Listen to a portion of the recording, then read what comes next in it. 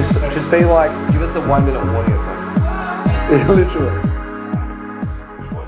Yeah, let's do it. You wanna? Welcome back to another SJ's Community episode.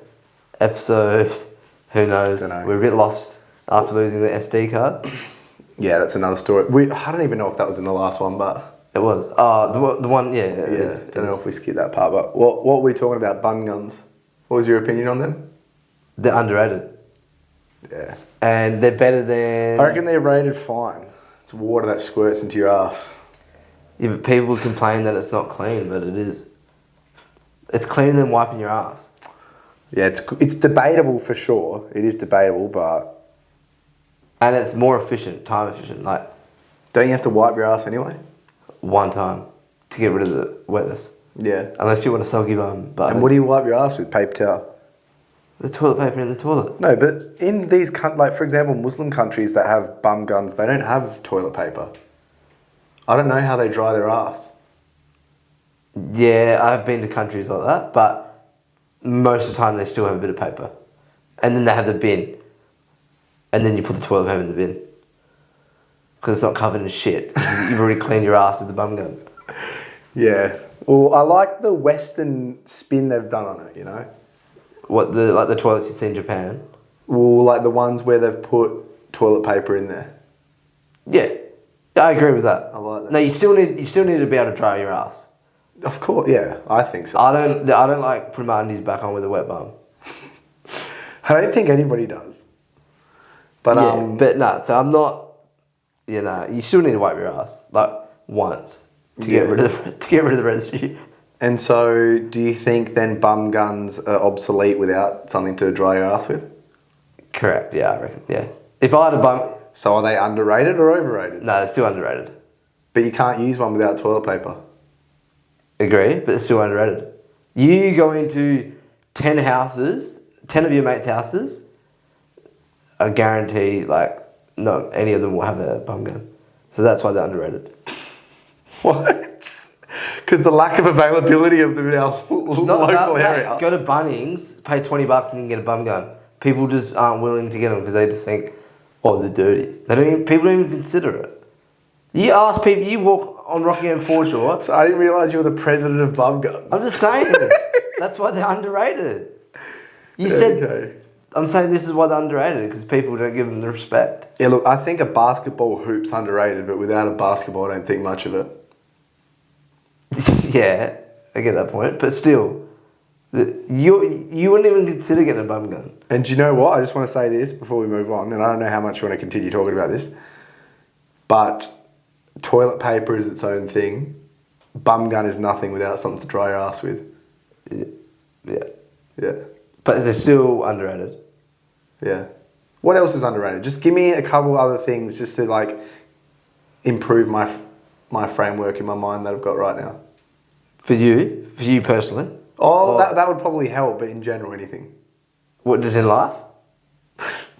Yeah, anything. For you? Whatever, cuz. It's up to you. It's up to your discretion. Training at a good intensity? For you? We'll be out there? This brother thinks I don't train at a good intensity, eh? He trains every now and then. He'll train like, we're talking about hypertrophy, and like you do push a set close to failure, and you go, oh, I'm so sore. Oh, that feels good. It's because I think if you did it a bit more. True, granted, that's warranted. But also, what does the evidence suggest? How close should I be going to failure? I don't know, 2 reps away from failure. Yeah, I usually go 2 reps away, I reckon. Yeah, I just think sometimes like when we do a hard set, you're like, gee, or like the other week you were complaining about your chest was sore. Your chest has been sore. That was pretty hard though. I was like 3 sets of 9 RPE. But you're right, I don't train good. It's not a bad thing because you don't really care about. Like we were talking about the other week when we'll ask you that question and we said we'll go over it and answer it the week after. We still haven't gone over it. We still haven't. Yeah. So we still need to answer that. Is there a couple of things that we need to do that we just haven't? There's a few things. Yeah. I'll list it. And you said, when I asked you that briefly, you were like, the good thing about that is nothing was it about physique. Or like, muscle mass, etc. So there's nothing to with your goals. Yeah. But I'm weak at training. Yeah, look, you can just push it a little bit. Yeah, that's fair enough. Probably can as well. Maybe I am. I just train as close to failure as I need to, I reckon. But yeah. But got a fresh new pair of socks. Those ones you wear? And I'm going to go out on a whim here and just say a good pair of new socks are almost as good as a new pair of shoes. Feels good. These feet feel brand new right now in these old shoes. And you're not going to get that feeling again. Because if you wash them, it's gone. So what do you reckon, just not wash them 3-4 wears? Try to really milk it? I was actually getting sledged the other day because I wash my socks after every time I use them. Sledged? Yeah. By who? What, on a basketball? It's people in my family. Like, saying that. Just getting sledged around your house? Yeah, like, they say that you should wear them at least, like, they go like 2 days wearing them. I'm not going to say particularly what I do because I'm not going to incriminate myself, but I think you go longer. The way you just said that, you would get 3 or 4 wears out of them. No, I said that to try to keep the newness, but... Nah, a good fresh pair of socks is really good. But a good pair of socks, like, if you think like Nike or New Balance, it's pretty expensive. Well, these are just a pair of Bonds, I think, and they're pretty Bonds are comfortable. good. I think they earn their stripes in terms of how much they charge you. Still think they overcharge, but at the same time, like, it's pretty good quality. You should get, what's that platypus shop? Platypus. Pay $45 for a pair of socks. Yeah, what are those socks called? The ones with all the artwork and stuff on them. Starts with S. That's the socks they sell there. Sockets. Stance, that's it. Producer Austin. Oh, yeah. This is our first episode with our producer. We didn't even mention that yet. First episode we've ever had with a producer Austin. He's been living in a tent in the bush for a bit in Northern America. And he's fasting right now. So he's, if you didn't know yet, he's fasting. Haven't told anyone yet. And he's also on creatine. Actually, let's talk about that. He legitimately says that creatine's changing his life. Yeah, which is it's been 3 or 4 days now. In terms of brain function, like nothing to do with the body or like output in the gym or just in physical. Yeah, just physical aspect, but brain, just cognitive function, eh? Oh yeah, yeah, that's good. Like brain fog and all that stuff. It's seriously, it's like the only supplement that I've had that's like really impressed me. I was kind of anti-supplement until I tried creatine. Now I'm a little bit more open to that world. Yeah, most people are, but I mean, I am. Austin's a good example of that because a lot of people go the other way where they look to supplements first without considering the basic stuff of general strength training, cardio, blah, blah, blah. Whereas you've kind of, especially when you're Rockingham, you train a fair bit and then now you're looking into the supplements. So that's a prime example where supplements are great. Yeah, but this is also another prime example of, the belief system. 100%, yeah. Like, he's saying this is having a major impact on him, having creatine for how long? 2 weeks maybe. Yeah. You know what I'm saying? Are you putting 2 and 2 together right now? Yeah, no, 100%. Which there's nothing wrong with that. There's nothing wrong with that. Yeah, that's what I was thinking. Like, is it when he said a it, placebo thing? when you said it the other day, I was like, that's sick. But straight away I thought, yeah, it's like... Personally? Placebo. Yeah, I think it is. But that doesn't mean that it's not working. That doesn't mean that it's not working either. Yeah, no, it just surprised me. I didn't know what to expect. Dude, who gives a shit about why something works? Yeah. Just so long as it works. But I don't think you give full credit to it being creatine. Like, I think it's a multitude of things that you put into it. Nah, yeah, it is. It's multifactorial. It complements. Yeah, it does. It is, but I honestly think it's overrated. Creatine? Yeah, people are like, if you take creatine, someone's going to give you $10 billion for no reason. It's like, well, it's good. It's a supplement that's been studied pretty prolifically and conclusively is good. But, it's also a supplement. Yeah, it's still good though. It's really good. Yeah. But it's not going to fucking suck your dick. Don't let that turn your way of not taking creatine.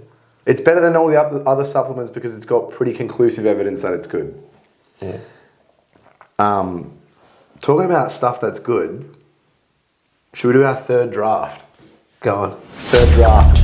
Okay, today's draft, we're going to be talking about underrated foods. So we've got to flip a coin. We don't have that coin. We've got my EU ID card. Yeah. Remember what happens when you flip things.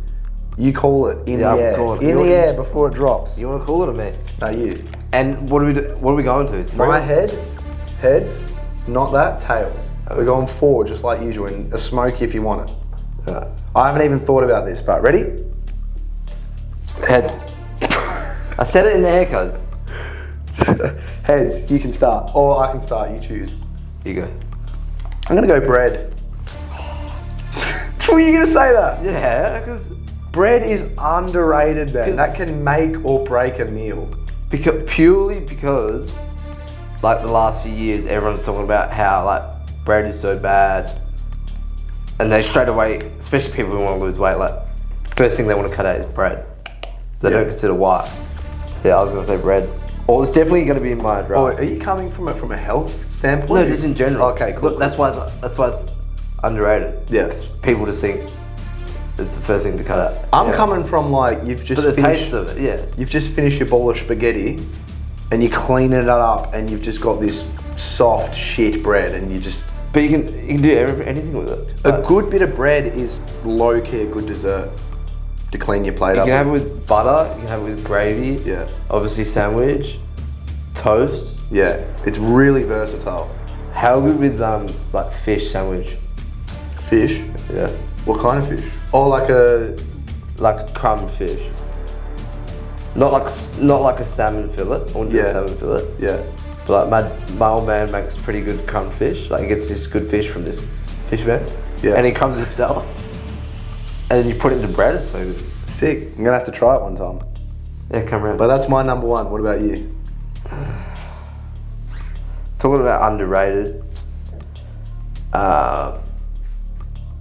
Beans probably. Legumes. Just any type of I'm talking about any type of bean you talk the 4 bean mix. If you want to go with like lentils and all that, especially if you're making Mexican, you can just chuck it in. It's like a bit of a filler. So like the bean. That's fair. I mean, that's fair enough. This is Because we're talking about underrated. Yeah. So that's your first one. Yeah. I'm gonna go rice with my second one. Yeah. Dude, I could just get a bowl of white Yeah, but rice. everyone has rice. It's not really underrated. No, it is because people don't give a fuck about it. They eat it, but they don't care. Yeah, true. You know, you could give me a bowl of rice, salt, pepper. I'd be sorted. Yeah. That'd be fine. Bit of Taste beans. awesome. Obviously, it wouldn't be good for you if you just spammed it. Yeah, just rice. And also, rice plays a pivotal role in other foods. Like we've spoken about before, with sushi, like people say rice is the most important aspect of it because it's the biggest portion of the sushi. People are always boasting about like the fish and how important the fish is. Granted, it's important. That's why the fish markets are such a big thing, and just sashimi and stuff is. But the rice is the main part. And people that become like sushi trainees or apprentices, I don't know what you call them, master. What do you call someone that fucking Chef. sushi chef? A lot of the time, the first like 2-3 years, they're not allowed to do anything except make rice because they have to be able to make it hell good. Yeah, right. It's interesting. I didn't know that. So I think it's. But it makes sense because the ratio Yes. with sushi. So that's just an aspect, but in general, I just reckon it's delicious. Yeah, it is good. Yeah. You can have it with so many things. My next one, I'll go chili. Because you can use it on so many things and it's such a way to change foods up with spice. Yeah. It's like a chili. Yeah. Okay. Because I can legit have it with everything. Yeah. No, nice. That's good. Have you thought of 4 before we did this? No. Because I only thought of those. I thought of those 2 things being. Oh, I got another one now.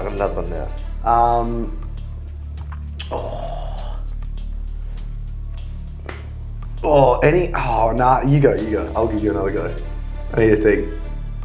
I'm going to go steak. Nah. I just thought about that you can't do that. You didn't say It's it. not underrated though. It is, because like home cooked steak. Because everyone always goes, like if they go out, they like get a steak. But I'd rather my steak at home. That's why it's underrated. Because if you know how to cook it well, it's underrated. Especially if you get the big. Do you agree with this? Yes or no? I don't agree with what he's saying at all. If anything, steak's got to be overrated. It's got to be like. No, because if you know how to cook it well, What is this, a personal attack on me? No, I'm just saying, in general. But what's a big chunk of steak we cut that we get every now and then? It's a cheap one though. It's like chuck? No. No, not chuck. Not Rump. rump. I fillet. No, not I fillet. Nah. Fucking. Nah, I think it was anyway. rump. I got a rump recently. Cheap as from this butcher. Cut it up. So many meals. It tastes good. Tastes better than it if you go to PK Tab and get a steak there. That's probably $50. Yeah. So home cooked steak I think is low-key underrated. Yeah, okay, fair enough. Because how often do you have it? Pretty often. Oh, you have it fair Yeah. bit. Yeah, you probably don't have it that much. I don't have steak all that much, no. Yeah. Maybe it's underrated for you. That answer's really throwing me off. That's really throwing me off. And I know this is a subjective draft, but I'm just telling you that's wrong. No. That ain't it. That ain't it. No. All right. Well, I'm gonna go peasant food. What? Just help poor nutrient dense food. Or just anything in general? Yeah. Is that it? You gonna give me an example or what? Beans. Beans are in that category. It's a good example. Stews. Stews with like lots of meat that's just arguably pretty shit. You gotta calorie dense. give it. Just say an answer. You gotta say one thing. Oh, like a dish. Or yeah, this is your third one, isn't it? Yeah. Oh, you want me to give an actual food? Yeah. You can't just say Cuz you literally just said steaks are underrated. it is. It's just I don't know. I can't think of anything else. I'm saying peasant food. No. Anything in a oh, it has to be a food, doesn't it? No, I might have to take. You've thrown me off. I'm gonna have to take the L. Do you have a fourth one? No. Can't think of one. I reckon you've won the draft. I can't think of it Who before. do you reckon won that? He gave an extra answer, so technically he did. Yeah, based off points. But I don't know if that answer's. Yeah, I don't know. Yeah, I don't know, man. You have to take it to the panel, like steak. Come on. How about a really good green-based salad, like a chimichurri, Yeah. a herby-based salad? Then I'll go that with my Yeah, third. that is good. But I am well and truly thrown off. But yeah, That is good. What about like eggs with you get at cafes, it starts with S. scrambled No. Shashuka? Do you know that? shukshuka. Shashuka? Oh, shukshuka. Shakshuka. That is underrated. That's an underrated dish. Yeah. I'll go that for my fourth. Yeah. What? 'Cause all it is is beans. Tomato-based dish with Beans? Is there beans in it? Some have beans. Some have even beans. Yeah, okay. Yeah. Well, anyway, you won. Good stuff, guys. That's your first win. That's it. Yeah. Do you reckon you won? Yeah. I threw you off. I still think steak's underrated too. Oh, we should put a poll out on Instagram Yes. and say like, Because you can have it so many ways. Like, you can have it, obviously, in a steak sandwich. You can have it in a wrap. Like, for meal prep too. And what then you about can have chicken, Yeah. fish, pork, lamb, any meat? Steak. Oh, yeah, they're obviously all good. I'm not saying they're bad. Yeah. If you get, like, a big thick of steak and then cut it up, you can have it for ages. What about a big bit of lamb or pork or chicken? Fucking lamb's a mortgage, cuz. Is it? Lamb's pretty expensive, yeah. Yeah. So that's why I never get lamb. Yeah, okay. Anyway, that's all right. Hey, I'm Austin, the strongest member at SJ's. You can be the second strongest member for $1 a day. You wanted to talk about machines versus free weights? Yeah, so just in general, just because I got asked this the other day, and the dude was like, because he was just he was new to the gym, and he was a bit scared about using free weights. And we're talking about bench, barbells, dumbbells. That's what we're talking about when we mentioned free weights. So I just wanted to talk about like the pros and cons to each. And because obviously a lot of people always think that, you did a good post about this the other day, particularly if people want to... About quadrupeds? Yeah. That you don't need to do like the big 3 lifts. Yeah, you literally don't. You don't need to do... Like you can get away with machines, of course. You can get away with just using free weights. Yeah. And so I just wanted to go through the pros and cons. Well, let's go one at a time. The pros of machines is that they're probably easy to use, especially if you have like a less experience in the gym. Yeah. They also usually tend to put you in pretty good positions already. So like with free weights, obviously, it takes a little bit of skill acquisition to learn how to use them properly. But yeah, with machines, if you can just manage to adjust it to according to your height and comfort, then you're already put in a position for your body to work a specific way. Yeah. That's number one, like the ease of machines. And then another thing I like about machines is when either, you just kind of, when you're a bit cooked and you kind of can't be fucked, like squatting, deading or whatever. Yeah. You just go on the machine. You can easily still push intensity and you don't have to, it's also like the mentally. Yeah, you don't have to think as much. You just have to literally like pull, push, whatever. So that's probably my number two. They're also pretty safe. Yeah. Like, the only thing I can think of is like a leg press if you just bend your legs fucking backwards accidentally. Yeah, but besides that, they're pretty safe. Yeah, really safe. Unless you're on a belt squat at Smith Fitness. I haven't seen that. Because that's when I almost hurt my knee.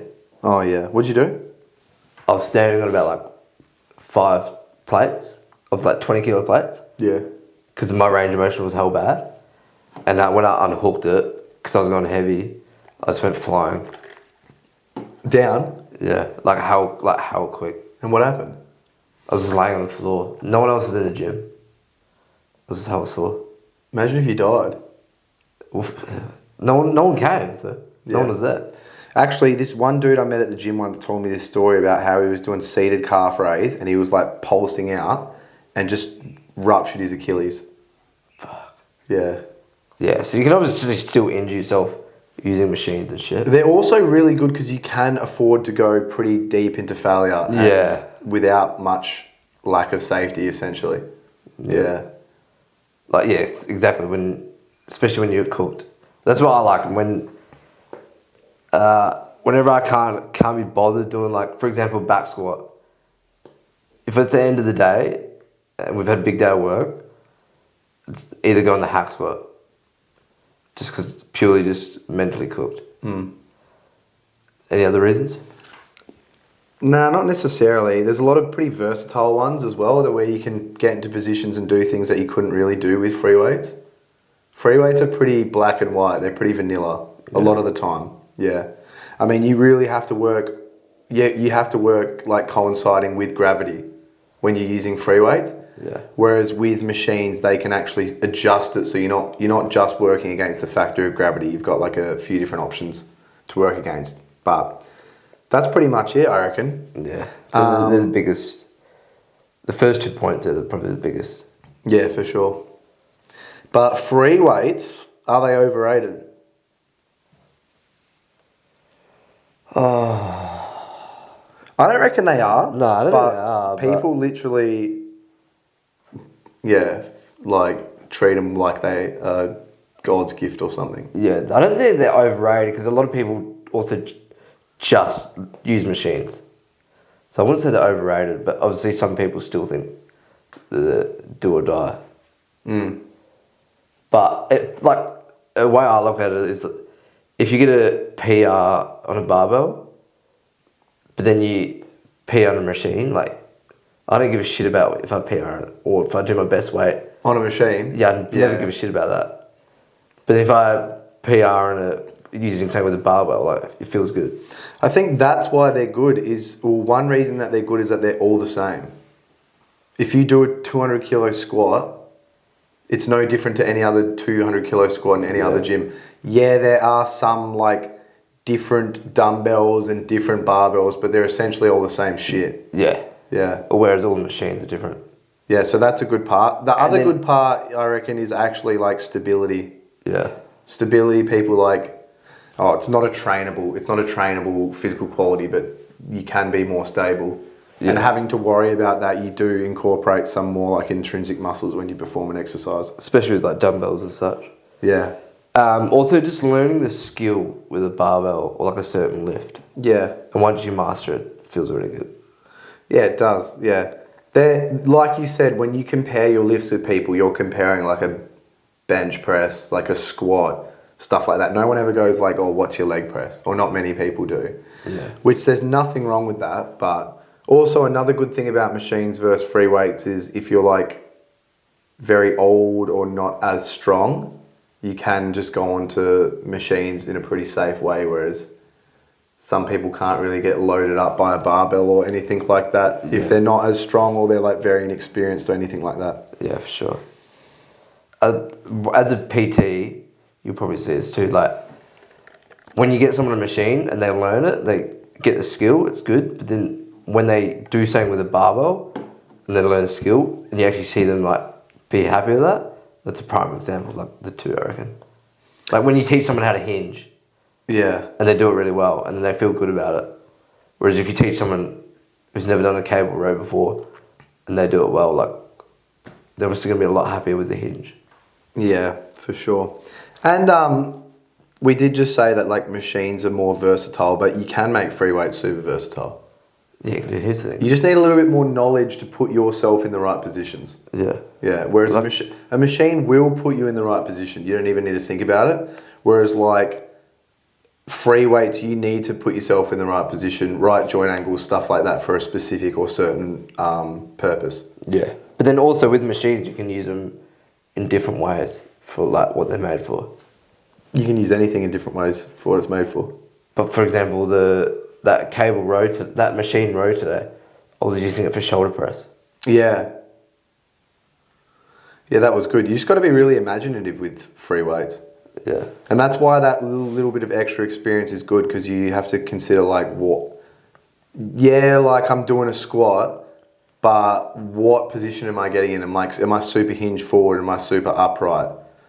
Like a kickstand RDL, which hand am I holding the weight in? Like what's my shin angle looking like? How far forward is my knee? Like how am I hinging? Stuff like that. So you just got to have a little bit more experience. I remember when I first started gymming, I just used machines. Oh, really?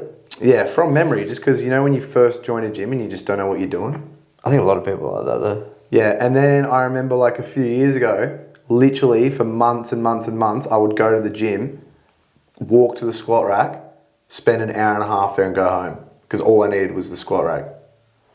Yeah. You can do your whole session squat. I was a little bit of a free weights cuck back in the day. I was like, why would I fucking do a squat on a machine if I can just do it on like a barbell and be hench as and like extra stability, work my intrinsic muscles, all that. And then I got to a stage where I was like, well, if I'm just trying, like, what am I trying to achieve here? Like, what's the goal? Like, am I trying to get like pure force and produce like a significant amount of force? Because then necessarily it doesn't matter what strategy I'm implementing. All that matters is that I push as hard as I can. And then ultimately, when you think about it like that, you can just use a machine, because that's hack squat. Yeah, you don't need to worry about stability whatsoever. I think that's just the attitude some people get caught up in, like thinking that either free weights are the best or machines are the best. Yeah, which I've been caught up in. Yeah, I've been caught up in it too.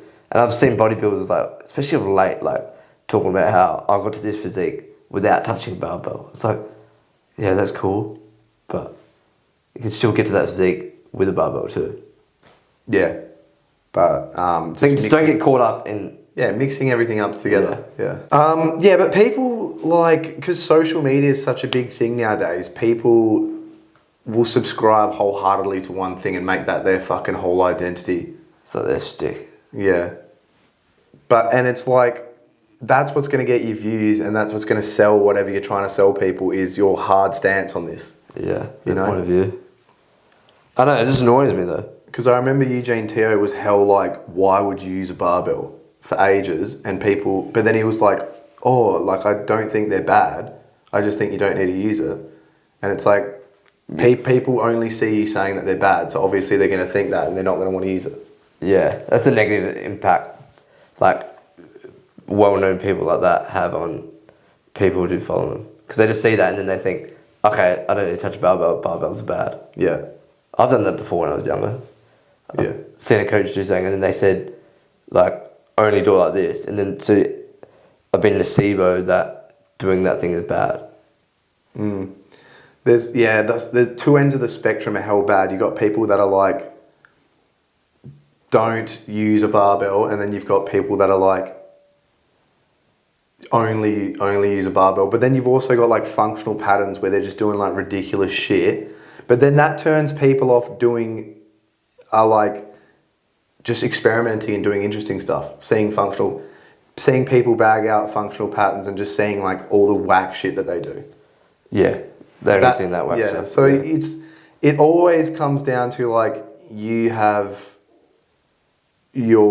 take care of yourself, and it's up to you to do your due diligence and actually experiment yourself and seek out the right information. Can't just believe anything anybody says. Yeah. Which is a big problem with like this going off topic a little bit, but this is a big problem with like the science-based lifting community as well at the moment, because people are like, fuck you nerds, like yous are annoying, but then at the same time they're talking about science-based principles that does work, but then at the same time not every science-based principle will work for everybody, because there's a vast majority of factors you need to consider when programming and training. Yeah, people just get so fixed on their thing. Yeah, and that's why if you just funnel yourself into one group and just are basically ignorant and refuse to do anything else, then you're just doing a disservice to your own training and anybody that you talk to about with training. Be open-minded. But that's with everything. That's just life in general. Yeah, it is literally life in general. Pisses me off. Yep. Jump. How about this? This is a good segue. Should you compare your life or quality of life to others? I don't think you should... No, don't compare, but a way that I like to view it is like, say if you see someone, I don't know, you aspire to be, you can see how they got there and learn off them, but you shouldn't compare. What about in a negative outlook? What do you mean? Well, you're saying compare yourself to somebody who's like in a position where you want to be in. They're not compare, but like you can like learn off them and see how they've got there. If you do you mean like aspire to be someone or what? In general, comparison of anything. That's one factor, is comparing yourself to like potentially somebody that you would like to be like or get similar achievements to. Or like compared to someone like you don't want to be. Well, there's also the opposite end of the spectrum where there's like people that are obviously way more misfortunate than you. Yeah. And comparing yourself to them. Yeah, that's not a bad way to do, because it realises how like lucky you are. Yeah, I get that. I didn't think of it like that. Yeah, well, I don't know. It just pisses me off. It pisses me off when people say that you shouldn't compare your life to other people's, especially when you're talking about like practicing gratitude.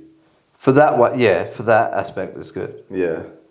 And that's when it is a good example. But when people, the typical way when people compare themselves to people they, I don't know, aspire to be, but then it's like, do they even want to be like them?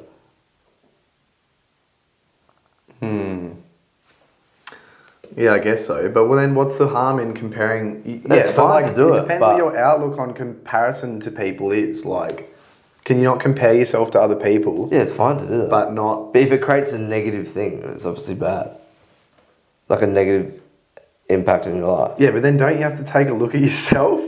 If you cannot compare yourself to other people without feeling like a piece of shit or something, maybe you got problems that you have to deal with? I don't know. Yeah, but if that's... How can you not just look at someone and be like you said, compare yourself in a good... Not compare yourself in a bad way where you're like, oh, fuck, I'm not them, and that's like somebody who I'd want to be and I'm really upset about it. More so comparing the way you said, in the sense of like recognising what they're doing and learning off it. And then also practicing gratitude in the other sense, and just being like, there's people in way worse situations than me. People don't do enough of that. Yeah, but there's like this whole thing where it's people say, yeah, you've only been through the worst shit that you've actually been through, and that's all you know, right? But that doesn't mean you can look at people or potential situations that are way worse in the world and actually think like, fuck, I'm actually super grateful to be lucky enough to be in the position I'm in. Yeah. Or even born in the specific country I was born in, or surrounded by the specific people I'm surrounded by and stuff like that. Yeah, and that's when you can learn off it. Yeah.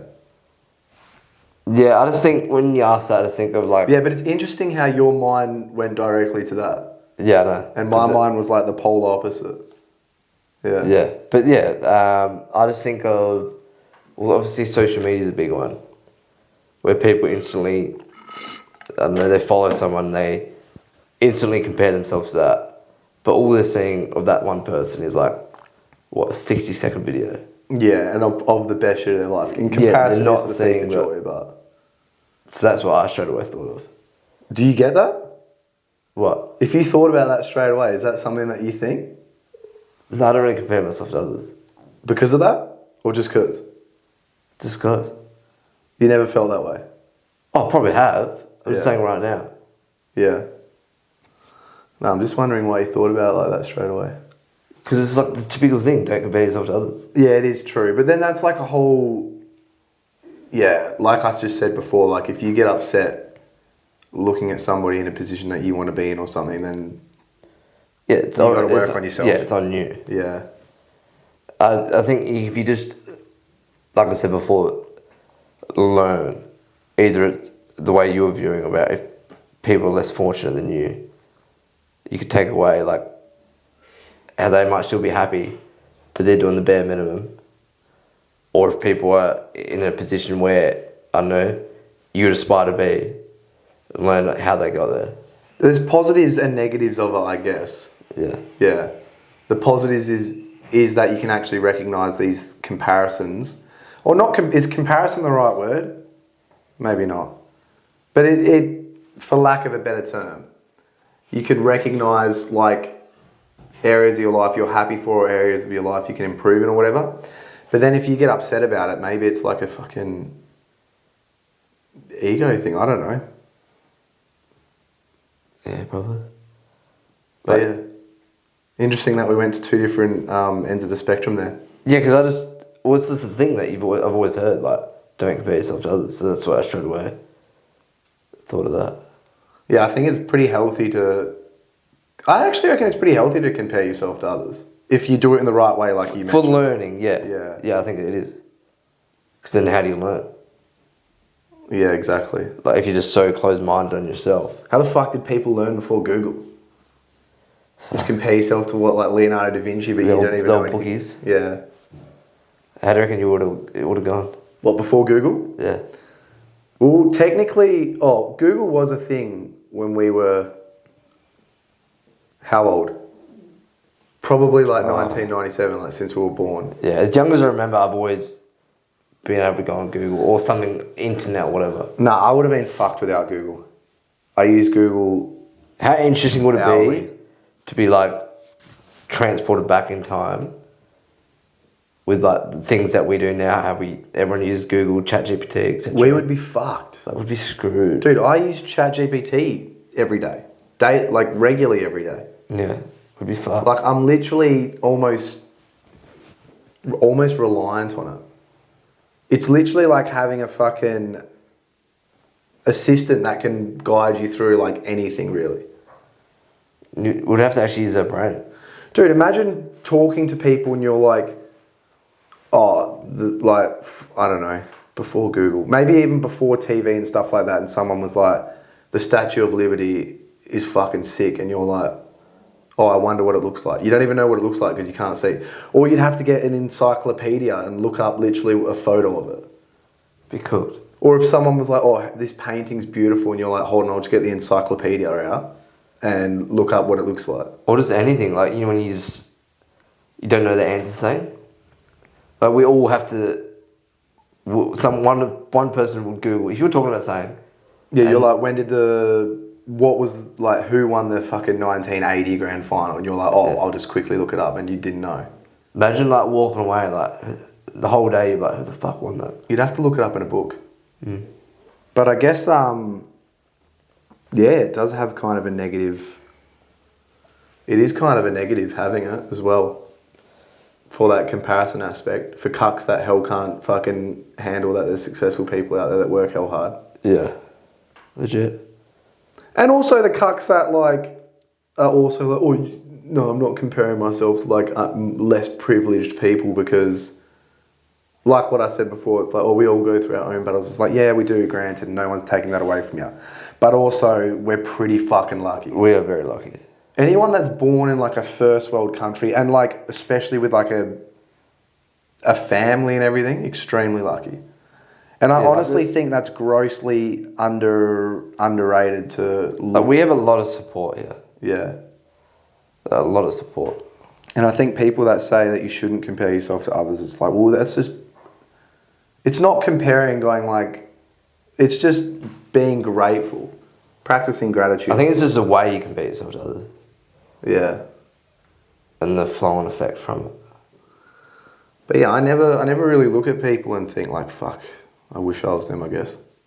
It's probably why I didn't think about it that way. Yeah, I've never done it either. This is that statement. Don't compare yourself to others. Yeah. Talking about mental health, you wanted to talk about how being productive is so good for your mental health. Yeah, I think it's so good. Like, it's obviously, don't get me wrong, like, it's good to chill out, but like, if you have a productive day, whether you started off by working or by training, and then just, it's like a flow-on effect. Like, we always talk about when we have quieter days at work, we don't get as much done compared to when we have busy days. Yeah. Like, being productive, I think it's so good. Do you reckon? Yeah. Yeah, I do. Well, I'm pretty sure Elon Musk said something like, the amount of time you give yourself to do something is the amount of time it will take to do it. And I think when you're super busy at a day at work, you almost like, yeah, you're like, fuck, I've only got this 2 hours where I have to work, so I have to work. Whereas if you've got a completely open day where you've just got like 4 shifts or so, and you're like, oh, I've got all this time to get all this shit done today, I'm going to get it done. Because you think you've got so much like ample time, you don't actually get as much done. Yeah. You just got to find a way to get it done. But I just think when people are, I don't know, going through a rough patch, like have a cess. Oh, mate, when you're going through a rough patch, you got to fucking put the head down, ass up and get to work. Because if you don't, you are literally... in some form, like whether it's training, to do with your work, or something, you just got to keep busy. In a healthy way. No, you have Don't to get me wrong. Like, even if it's in an unhealthy way, as long as it's healthier than other things you could be doing. but even like by being productive, like going to the beach and going for a walk, I still count that. Yeah, because I was going to ask you what dictates productivity. Like what like constitutes that essentially? If you're talking about like how being productive is so good for your mental health, what's like the bare minimum? Or is it just whatever you can do at the time? Yeah, I think so. And yeah, like, because you could talk about like what you call watching a movie. Say if you had a busy day and you want to unwind. I don't know. Is watching a movie being productive? Like, nah, I don't think so. I don't think it is.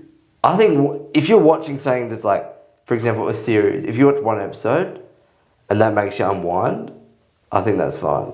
Whereas if you binge a series and then you feel like shit and then it flows on effect to the next day. Yeah, people always say, oh, it's not productive, but they're like, oh, it's a good way to... I guess it is a good way to unwind. I don't know if it's productive to watch a movie. It's probably not, but... But then again, I have a hell everyone's different. philosophy Everyone's on that. different. Yeah, I have a hell So bad for you, philosophy. that's not productive for you. But it might be for someone else. Yeah. If productive is doing something better than what you would have been doing instead. It's better than dooming. Yeah, it is. But actually, I've been dooming with friends heaps lately, and I've been thinking, is dooming with friends okay? I think that's better. Like, when you're by yourself. Yeah, if you're by yourself dooming for an hour, right, that's bad. So bad. But on Sunday morning with Tash and Key, we doomed together for like 1 hour. We're all laughing together and talking about our dooming. Does that make it okay, or is that still fucked? Still dooming, but it's still you're having dooming, a good time. yeah. You're laughing. You're sharing it with others, but the way I like to judge dooming is: do you ever have a dooming sesh and then you're like, "What did I just watch?" and you can't even recall like the last 10 videos every time. Yeah. So that's whereas if you watch it with your mates, you probably remember a bit more. Well, I watched like an hour worth with my mates, and I don't remember any of it. But But I do remember laughing, Yeah, so having a good time with it. I guess if you laughed, if you're all laughing. But yeah, going back to like what is productive.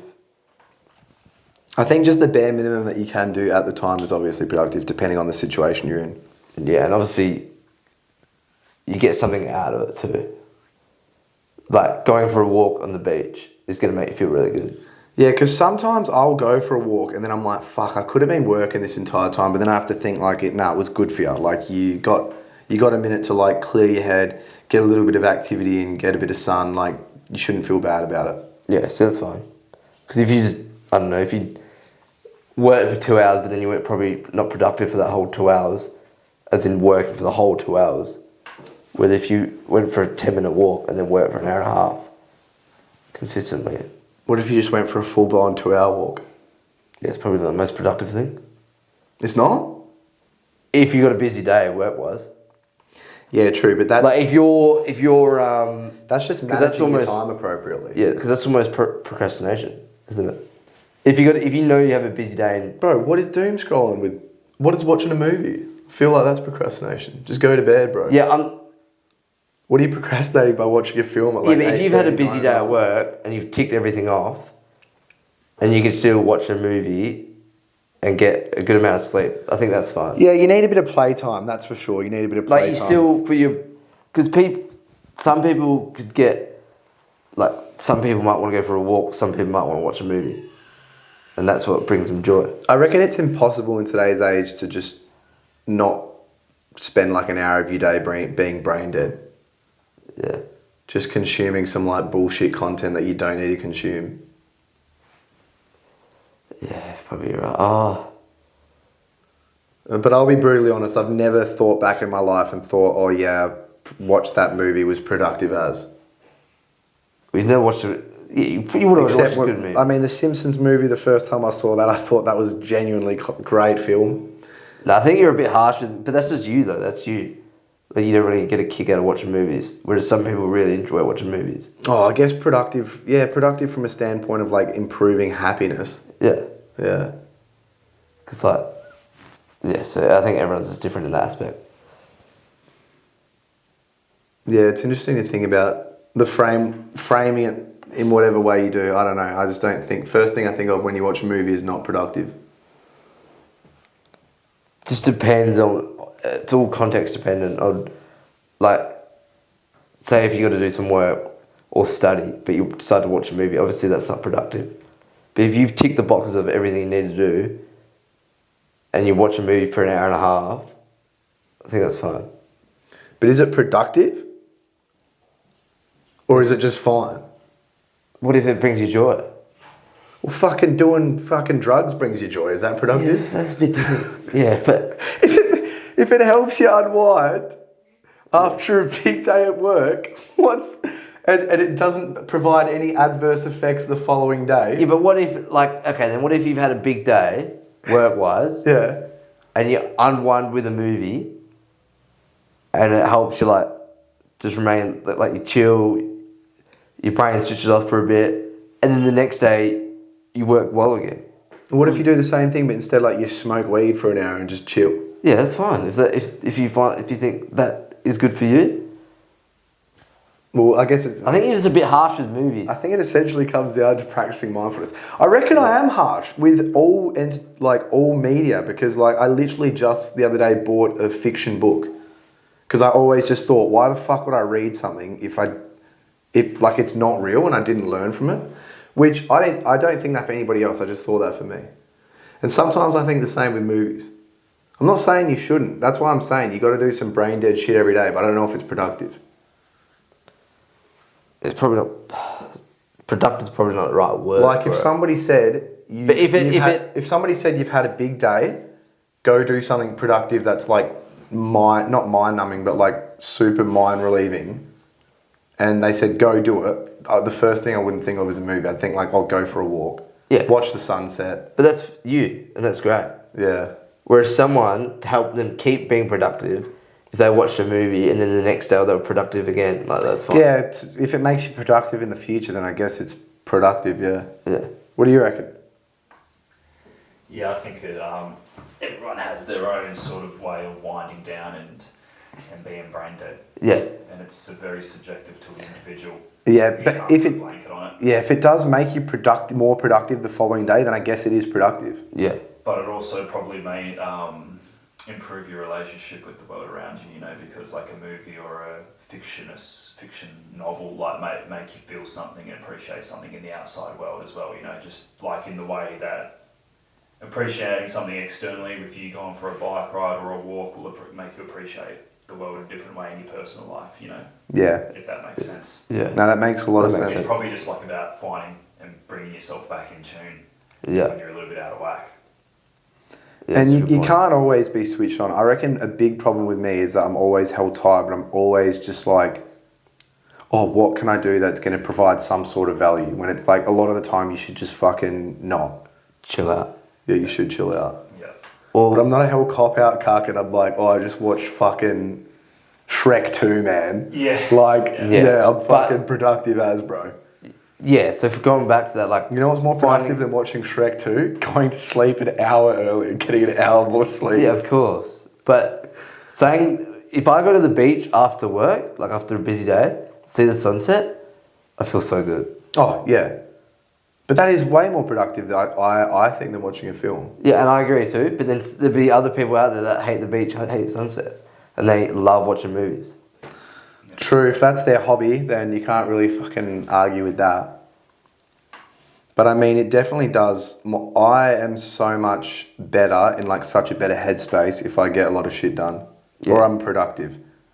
If I can look back at my day and I can justify everything I did, and sometimes that is a movie. Like if I've had a massive day and I'm like, I'm going to watch a doco or a movie or like a YouTube video, but I can actually justify that, yeah, mentally in a real good spot. Yeah. Yeah, because like the difference between like if you had a productive day, work-wise or whatever it is, and then you watch a movie, you feel good, you feel okay. But then days when you haven't really got a lot done, and then you watch a movie, Yeah. you low-key feel a bit of guilt. Yeah. I do it sometimes. Like if I do that, I'm like, fuck, like, I don't know. But you watch about, 3 movies a night usually? It's like I can't even remember the last movie I watched. But yeah. Now maybe if you can justify it, yeah, it's probably a good. But then that is also unhealthy as well. If you need to justify to yourself every Yeah, time you 100%, fucking do yeah. something. I agree with Maybe that. I need to take a leaf out of my own book. But no, it is. Being productive is extremely important for mental health, especially when you're going through a hell rough time. Because, like we said before, you're going to occupy yourself with something. So you may as well fucking try to occupy yourself with something productive. Yeah. And there's a fine line between, like, avoiding, say if you're going through a rough patch and you just keep too busy, where you're just avoiding the situation. Yeah, I know. Like, there is a fine line, like, you do see people do that. That whole lock-in culture. Yeah. And they're just doing everything to keep busy, Yeah. where they still have problems or situations that they need to resolve. Yeah, I reckon that happens with heaps of people. You used to see that heaps of people that like fought in World War One, World War Two, where they were just like super busy with work, and it's just like, well, they never literally spoke about having hell bad PTSD. They literally just locked in until they died. Yeah, right. Yeah. Because they're just too focused on work. Well, I think they were hyper focused on work Yeah. because they were like hell severely traumatized by like the PTSD they had. Yeah. And so they didn't actually, what's the word? Not challenge it, but like accept it and try to work through it. And they just were just like, oh, I could just work every day forever. And just not have to think about it and just avoid it. Yeah. People do that a lot. But that's it. If you are going through a hard time, just do the littlest thing you can do, even if it's like make your bed in the morning. Just get small little tasks done. Things that are productive to you. Yeah. This pod is powered by SJ's Community, where lifting, laughing and living better all collide. Check out our 7-day free trial via the show notes or in our Instagram. All right, we've got questions. If you've ever got any questions, just feel free to DM us, comment on our stuff, anything like that. We love answering them. Give us more of them. Question 1. Would you recommend after an aggressive cut, slowly going up to maintenance or just going straight into it? Personally, I just go straight back into it. Back to maintenance. Purely because I don't really care about like the aesthetics of it. And I'd like to feel good again. Yeah. Because generally if it's an aggressive cut, you're probably going to feel pretty shit. I know, but yeah, also if it's a hell aggressive cut though, is it really healthy to just probably not. go straight back to maintenance? I think it's depending how you're feeling. Like if you're feeling really sluggish, and nice voice break there, and your training's like copying it because you're just lacking nutrients in that, go back to maintenance. But if you're more worried about, or if you want to keep looking that lean look, then slowly go back. Yeah, it depends how aggressive the cut is. I'm not the best to talk about this because my knowledge isn't great on diet. But if I was in this situation, I mean, it's a multifactorial question, but I would probably spend a couple days or a few days just really chilling out on what I'm eating. And then I would appropriately increase my calories. It just depends. Yeah, it all depends on how much the cut is. Because you always see people, like bodybuilders obviously extreme, they cut a fair amount. And they always go the opposite. But they don't go to maintenance, they go above and beyond, they do like a surplus. And they get so bloated. I remember Dan Boss, after his bodybuilding comp, he ate like 2 burgers, then had a beer. And he had to go home because he just couldn't like stomach anything. Yeah, but That's obviously the complete opposite. Personally, I just go to maintenance. Purely just to, I think it would be fine. But it's obviously, you got to respond to how your body's feeling. Yeah, probably just avoid abusing food afterwards. Yeah, you want to. Yeah, but maintenance I guess, is maintenance fine. Is fine. It's not. You're not going above. But would your maintenance change if you were aggressively cutting for like 12 weeks? I would a bit. Yeah. But it depends. Yeah, obviously depend on what your weight you want to maintain at. Yeah, personally, I would just go to maintenance. Yeah, just don't abuse food. Yeah, just don't go do anything stupid. Yeah. Could be really easy to abuse food if you were just going... Yeah, but abusing would be above your surplus. Maintenance is just... Yeah, it's fine, I guess. The question also could be like, should you aggressively cut as well? Yeah. Which I think I would. If I had to cut for a bodybuilding comp, I would aggressively cut. I'm not doing like fucking 16 weeks. 12 weeker. Yeah. Yeah. I don't have time. Yeah, that's too much for me. You'll be able to speak from experience soon. Yeah. I know you're looking forward to that, so... Yeah, I'm pretty sure I'm just not going to do it. Like, no, I will do the bodybuilding comp, but I'm not going to like prep at all. I'm just going to do it. What about now though? You're a few kilos heavier. I don't care though. That's the thing. Like, it'll be embarrassing because like everybody on the stage will be jacked as shit and shredded. Yeah, but you can't look embarrassed. But I don't care. You just got to have the confidence though. Yeah. Well, I probably need to get fit then. You can't stand up on stage with dudes that have dedicated like 25 weeks to dieting and training. In the Speedos? Because it's embarrassing to you because it's just like the lack of respect you're giving them. Yeah, that's what I would find the hardest. I'd be going into the sport just being like, I obviously do not give a shit about your sport. Yeah, the disrespect you're giving it. So that would be something to consider. Question 2. With progressive overload, is it more than you did recently or more than you've ever done? Recently. Recently, yeah. Yeah. Yeah. Because this guy is saying, sometimes I wonder if I'm building, if I go back to an exercise I haven't done in a while and I'm progressing week by week, but still lifting less weight than I have in my exercises in the past. Yeah, well, it's progressing because it's a current time. Yeah, pretty much. You could have like an entire year off gym and you can't. Put it this way, if you literally like were doing a 300 kilo deadlift and then you took an entire year off the gym, you firstly wouldn't be able to do a 300 kilo deadlift. And secondly, your bar for progressive overload would be so low. Yeah. And is it going, sorry, I'm just caught up in this, I want to say, it is hard, like, I know what he's saying, because knowing where you once was, whatever, whether it's to do with your current weight or to do with weight on the bar, is pretty hard. Don't you agree? Yeah, it is. It is. But then this just comes back to RPE, essentially. Yeah. And just like figure out what a 7 is, or maybe in your case a 9. Seven's probably not high enough. 8.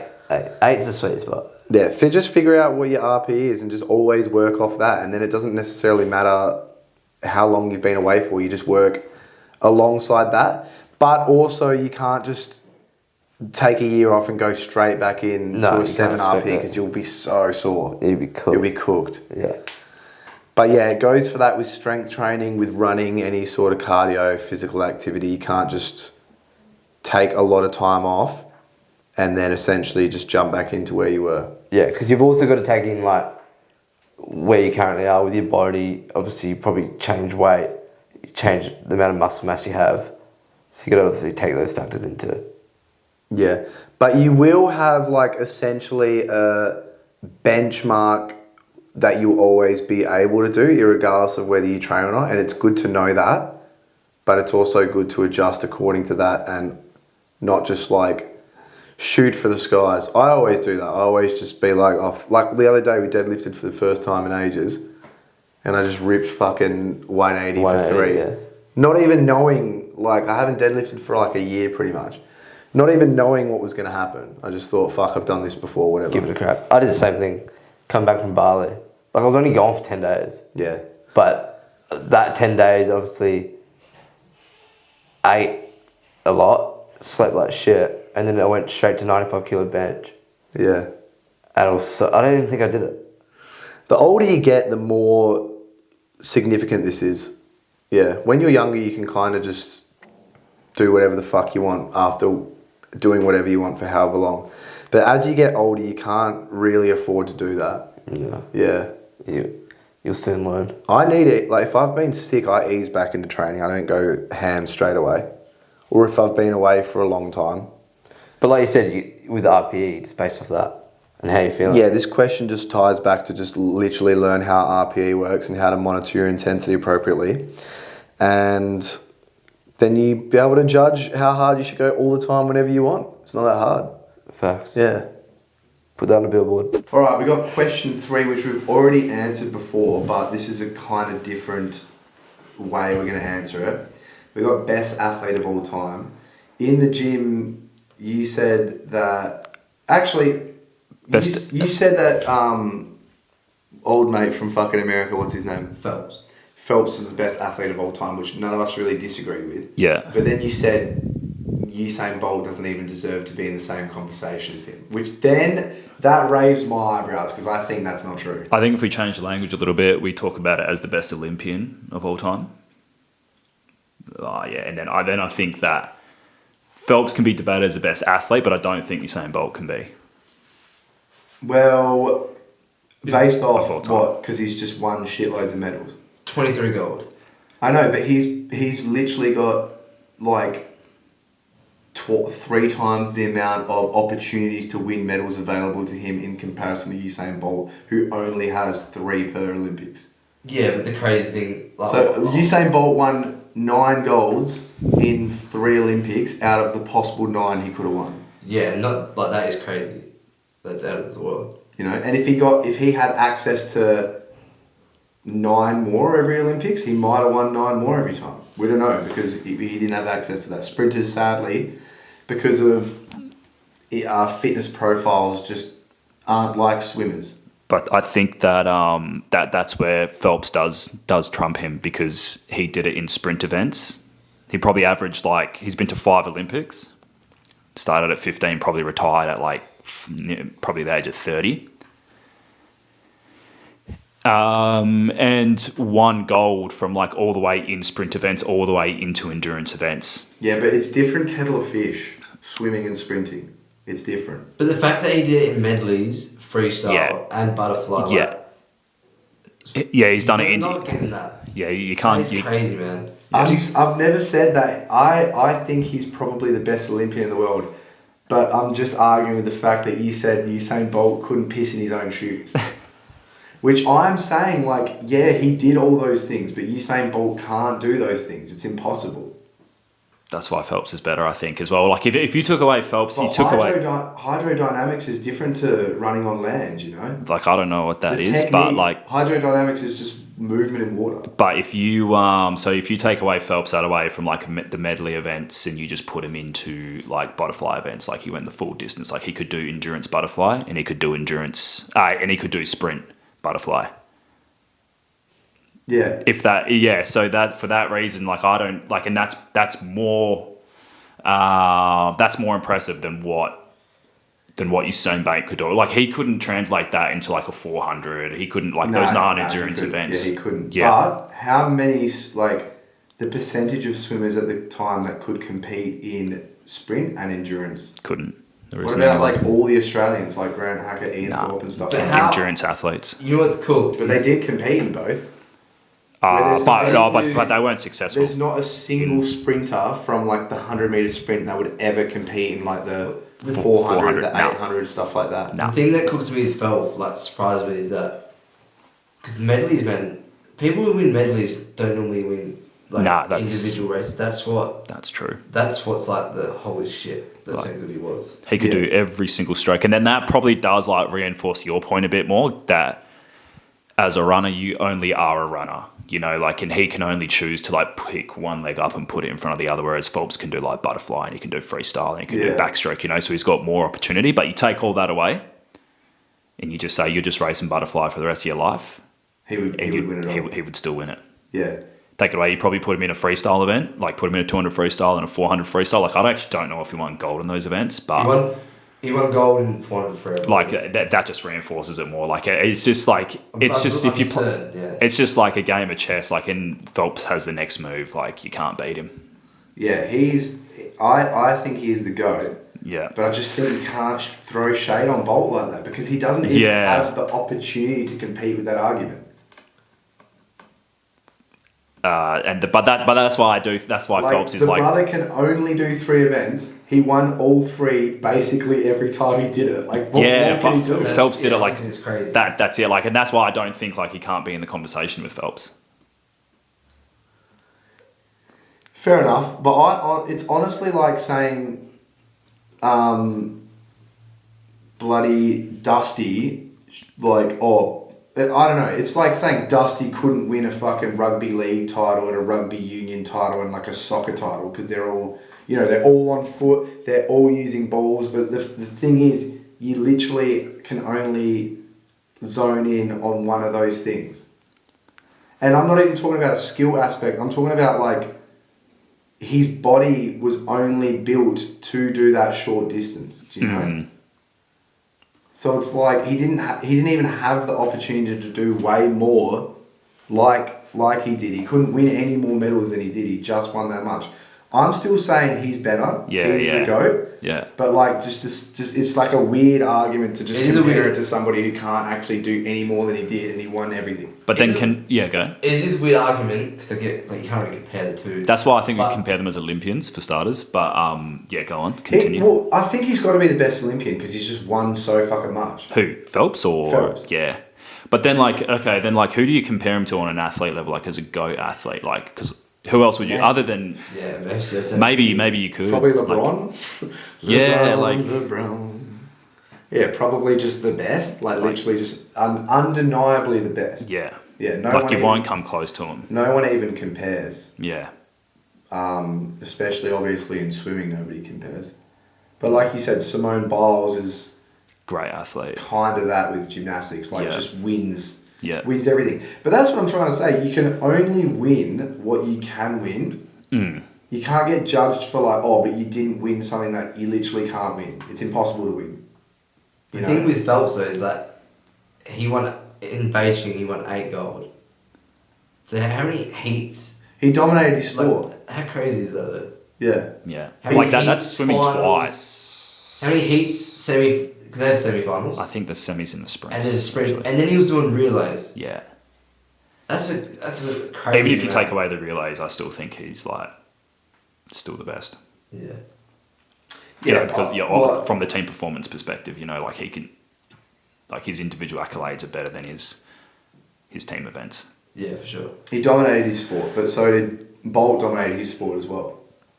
Yeah. They both did. And then you put them head to head, I think. But I still think that, like... I'm trying to think, because I really... He won two... Irregardless of what you can compete in, everything he did compete in, he won. And like you said, there's a lot of versatility in it. There's a lot of different strokes. He could stroke the lights out of it. You should Google the success rate. And the other thing is that why I think Phelps has an edge on, like a significant edge on... He can stroke it and he can significantly edge And too. he can stroke that thing for a long time because he did it over... He competed in 5 Olympics. Like, I think Bolt may have done... How much did Bolt do? I don't know how many. He did 2004 and he lost. And then he did 2008, 12, 16, didn't do 20. So he did 4? Is that 4 Olympics? 4, yeah. 4, but only won everything in 3. Yeah. Let me look it up. Go on. But I don't... think it's a lot more... You'd say Bolt probably gets a lot more praise. Yeah, like, and I actually think that's why there's... that's why I bat for Phelps so hard, because he doesn't get recognised as highly as Bolt does. But that's like... he's a superstar. Like, he's more than running and all that sort of shit, you know? Like, That's just the sport it is, though. Yeah, like he's a showman. A lot more people have more interest in running Yeah. or sprint, especially sprinting, Yeah. compared to swimming. And this is why because a lot of people will just agree with you and just be like, he's the best. And I say he's the best. Yeah. But Bolt won 8 golds, no silvers, no bronze. Just W's. Just straight W's. One race, he didn't even pole because he just did his string. That's it. And that's when he was old. Yeah. But what about the first Olympics? You said 2004. Oh, actually, then... No, I mean, I'm just saying those three main Olympics, yeah. But Phelps still won 20... He won 23 out of He's 28. got 93... Phelps has got 93% medal conversion. Yeah. 77% of the time he won gold. That's crazy stuff. Yeah, it's fucking crazy. Like, and I wonder if the events that he didn't win gold in were relay events as well, because that's pretty big. Yeah, true. You know, like as an individual athlete. Does he have heaps of records? Oh yeah, man, this guy. He does? Oh yeah, like he'd have to. Like he's the best Thing. swimmer Unless of all they've time. been- Have they been broken though? I don't know if they've been broken since, There were a but lot of they. records at the recent Olympics. Yeah, I don't know if they're in Phelps's stuff, but Yeah, Phelps basically just won non-stop. Did he do good in 2000? what was Sydney? that? I actually think that was his first Olympics, and he competed in one event, I think, and he was like 13 years old, maybe. Yeah. Really? That's Yeah, crazy. he was young. He was in that teenage bracket. Yeah, and it's hard to go past 2, 3, 5 Olympics. Like, Yeah. that's pretty impressive. And I'm pretty sure like winning gold at maybe all of them, other than his first one. Yeah, so it's a good argument to have. I reckon it's between them two for the best Olympian ever. Yeah, Simone Biles, good, but... she's still competing too. Like, can still get there for sure. Katie Ledecky too. Katie I Ledecky know. was no, awesome. would Simone Biles compete next Olympics? How old is she? I think I don't know. I'm not sure how old she is. I don't think she can. Oh, I think she can, but I think she might have retired, didn't she? What's her age? Oh, she's 28. Yeah, she could. Yeah, She's our age. She's won like fucking 40 golds at the very Olympics. impressive. Yeah, very, very impressive. Maybe she is. Let me just quickly look that up. Hey, she could be. What, retired? No, not retired, but like maybe the best Oh, Olympian. best. Yeah. There's also a really good Eastern Bloc runner who actually did like win hundreds and marathons and shit like that. Zelensky. Oh no, not Zelensky. That's the Ukrainian president. I forgot what his name is, but he was a no joke. Is he like what era was he in? 60s maybe. Oh, 50s okay. or 60s. Yeah. Yeah, Simone Biles is only 58% medal conversion. So Oh, but I think she's competing in a lot of events though, as a gymnast, right? Like, there's a lot of. Do they do teams as well? They do teams, yeah. But also, Yeah, they do. I think there's like a lot that she compete. Like there's beam in the hoops and Yeah. freaking open mat stuff and yeah.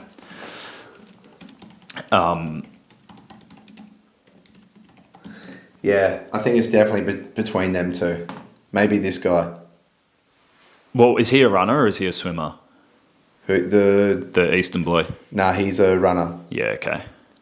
Well, he won 100 meters. Like this one time, they were like, "We need a runner in the marathon," and he was like, "I'll do it," and he just won. That's crazy. What year? I don't know, like the 60s or something. I forgot his name. I'm really doing him a disservice by not remembering it, but... Prime juicing era or what? The 60s, 50s? I don't know. No, there was they? no juice. He just was fucking hell loved it. Yeah. Apparently his missus was a javelinist, and Yeah, she cool. used to throw the javelin, and he would just run and grab it and then bring it back to her and just do that all day. Seriously? Dog. Yeah. That's interesting because like there was a swimmer Popov. Do you know the story of Popov? Nah. No. I think he was the first guy to break a minute in the 100 freestyle. And it was during the communist era where like Russia was sort of expelled from the rest of the world and just kept themselves. And his thing was that he'd go around to every city, raise money, and if he swam 100 meters under a minute, he'd get all the money. And that's how he made money. How fast is 100 now? Oh, hundreds now were fucking 48 seconds 40, maybe. But like, oh man, like back in the mid-40s. maybe like, yeah, but that back in the day, like that was cool, man. Like, he's not doing that with like suits and training and shit like that and like shitty pools. Like he just rock up to like Rocco Outdoor and swim 100 meters under a minute. Like anyone could, like any competitive athlete. Yeah, but like any competitive athlete any competitive swimmer can do that. Yeah. But back in the day, that was groundbreaking. 4-minute mile. Nobody could do it at one stage. Yeah, but now exactly. like hundreds of people have done it. Yeah. What's his name? Popov. Popov. Popov. Popov. I think his first name's Alexander. Yeah, see, this guy's name's Emil Zatopek. Yeah. At Where's the he from? 1952 Helsinki Olympics, he'd already won the 5,000 and 10,000 meters. Helsinki And or then they were Helsinki, like- mate? Helsinki? Helsinki. What did I say? Helsinki. Oh, sorry. You're stuck on Zelensky, eh? Yeah, I know. But yeah, they were just like, "Can you do the marathon as well?" And he was like, "Yeah, easy." I just won it. Fair enough. Credit to him. And did he Where was he? train? But sorry, where's he from? What's his nationality? Let me look it up.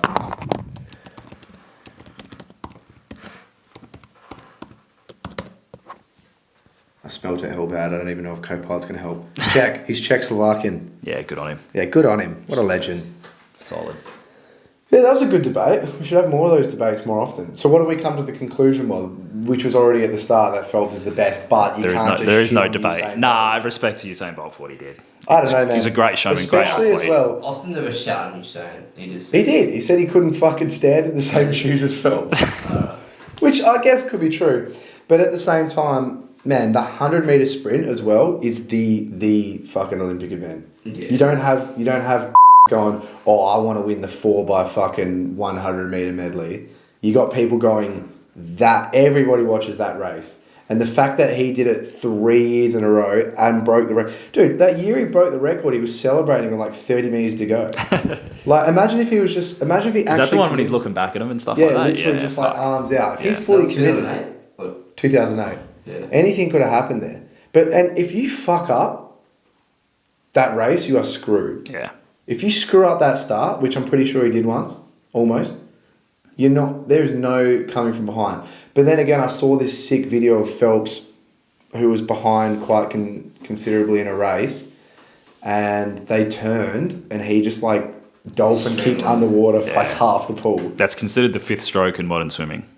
There's 4 strokes. You've got butterfly, backstroke, breaststroke, and freestyle. Your underwater work is now considered the 5th stroke. Oh, the dude can stroke it like it's gone out of fashion. Yeah. He edged out competition like it was no one's Edge, business. mate. Yeah. But yeah, good. Hope you enjoyed. Remember, this podcast is powered by SJ's community. Brilliant programming community of pretty good people as well. There's one right here who's our producer. And a lot of other cool things that you can get. So if you're interested, it's $1 a day. Free for the first week. Goodbye.